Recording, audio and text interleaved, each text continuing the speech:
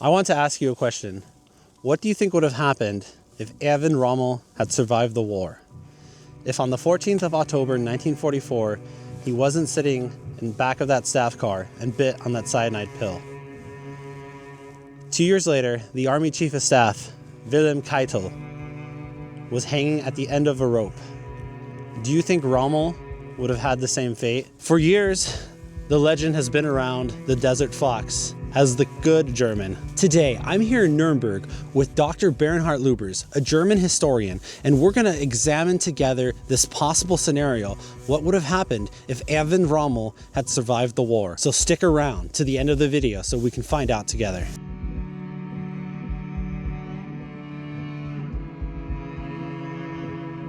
We're here at the former Nazi Party rally grounds, which was one of the symbols of power for the Nazis, and also one of the reasons why the International Military Tribunal, the IMT, took place here in Nuremberg.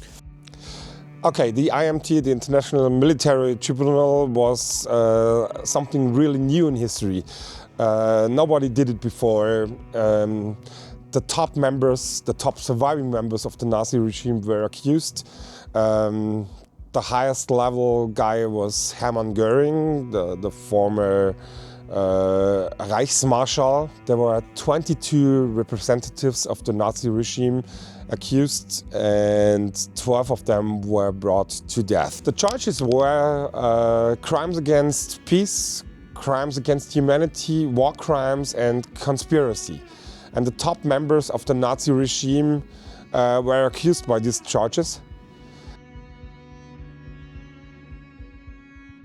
So Dr. Lübbers just explained what the purpose of the IMT was and some of the charges that the defendants would have been facing. Now let's ask ourselves a question. Where would Erwin Rommel fit into this? He wasn't a Nazi minister, he was a general, a soldier. How did the military trials that happened after the IMT treat soldiers, and where would Rommel fit into all of this? The IMT established the principle that individuals commit crimes and not only states. For example, Wilhelm Keitel signed military orders, criminal orders. That's why he was accused here in Nuremberg. And from that day on, no soldier could say, I just followed orders and I have to do nothing with it. No, it is an individual thing. The Nuremberg trials set a precedent. The precedent that you could no longer say, I was just following orders. Commanders were now held responsible, not for what they did physically, but for the commands that they gave or for what they knew happened under their command. Soldiers would also be held responsible for the unlawful orders that they followed.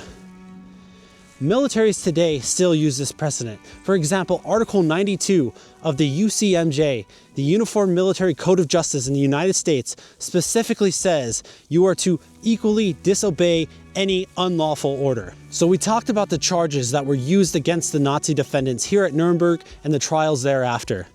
So let's ask ourselves, would any of these charges stick to Field Marshal Erwin Rommel? Would it be crimes against humanity, crimes against peace, conspiracy, or war crimes? Well, what do we have from the sources? Where would Rommel be charged or accused of? Okay, it's all about counterfactual history. It's all about speculation. But if Erwin Rommel, as the General Field Marshal of the Wehrmacht, a legend, a myth back then, would have survived the war, he most likely would have been accused here in Nuremberg because he was a symbol for the Nazi regime. He was, as I said, a myth, a legend. So they could have accused in his person, he embodied the military, you know. There was a meeting in North Africa with the SS. Erwin Rommel himself wasn't there, he didn't show up. We don't know why. Maybe he wanted to keep himself out of this stuff. What did they discuss there? The SS wanted to put Einsatzkommandos in North Africa and Palestine as well, to murder the Jews even there. It didn't happen. But if it would have been happened, it would have been under the command of Erwin Rommel.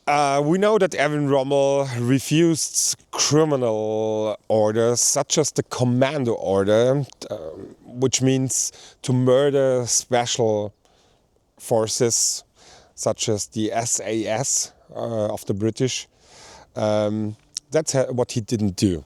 Other generals did do it. Some of the sources that we're quoting about the meeting between the SS and Rommel's staff comes from the United States Holocaust Museum, and they state about the possible plan to exterminate with Einsatzkommandos in North Africa and into Palestine had the Germans broken through. Now, this is, of course, theory because it never happened. But would it be enough to accuse Rommel against war crimes, crimes against peace, crimes against humanity, or conspiracy? Possibly. It would be at least examined. Now, Dr. Lübbers mentioned that several other high-ranking generals did follow some of these unlawful orders. Now, let's take a look at what happened to some of the other well-known German generals after the Second World War, those who did survive. For example, Manstein or Guderian. It might be difficult for us to understand it today, but we have to remember that shortly after the Second World War ended, tensions between the Western Allies and the Soviet Union quickly deteriorated. What does that mean for us? Well, the United States wanted a strong Western Germany, and a strong nation needs a strong army. So the United States quickly established the Bundeswehr in the 1950s. Now, you can't start from scratch.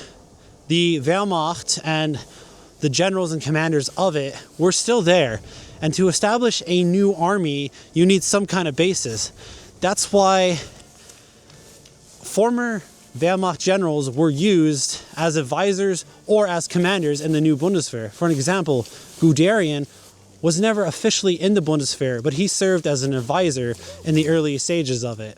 And this is also the reason, for example, why Manstein was released earlier, to help release the tension and the resentment. And this is where a large myth was built around the good, the clean Wehrmacht for the benefit of a strong military of West Germany, because it was convenient and was needed by the Western Allies. The same examples were done in the east part of Germany. The Soviet Union needed a strong East Germany, a strong DDR, a Volksarmy. And they also used the many former Wehrmacht generals in their new army as well. It's all speculation, as we said, but Rommel would have been accused, probably most likely, for war crimes, I think, and conspiracy. He didn't plan the war itself. It was Hitler and his the top members of the Nazi regime. But I think he would have been accused for war crimes, I think, and conspiracy, yeah. His image alone, he was a legend, he was a myth back then, yeah. It would have been enough to accuse him, I think. As mentioned earlier, the International Military Tribunal was a new concept. It was something that was never done before. And it's in this building behind me where a lot of the top Nazis' defenses collapsed when they tried to just say, oh, I was just following orders. No, this building right here is significant because it established that international law where that can no longer be a defense, where you would be held accountable for the crimes that you committed or that you conspirated. Rommel's legend survived because it serves a purpose. The idea that a soldier could keep his hands clean and just do his duty. But the building behind me here in Nuremberg changed that standard. It wasn't no longer about what you individually did. It's what you helped enable. So let's come to the conclusion. Would Rommel have stood trial? The honest answer, well, it's complicated. But with certainty, we could say he would have at least been investigated and looked at just because of the person he was. As Dr. Lübbers mentioned, he was a myth, a legend, a top name in the Nazi regime militarily. What he did and what he didn't do is inconvenient. It's about who he was, who his name was, and who is tied to. So, in reality, would he have been tried? Maybe. Would he have been convicted? Well, that's speculation. It depends. But we can say with certainty he would have at least been looked at. Some commanders were tried and executed, while others were looked at and released. Where Rommel falls in that, it's uncertain to us today. But the important fact is that we're still debating or talking about this 80 plus years later says all that we need to know. Nuremberg showed us that a guild soldier is not necessarily an innocent one.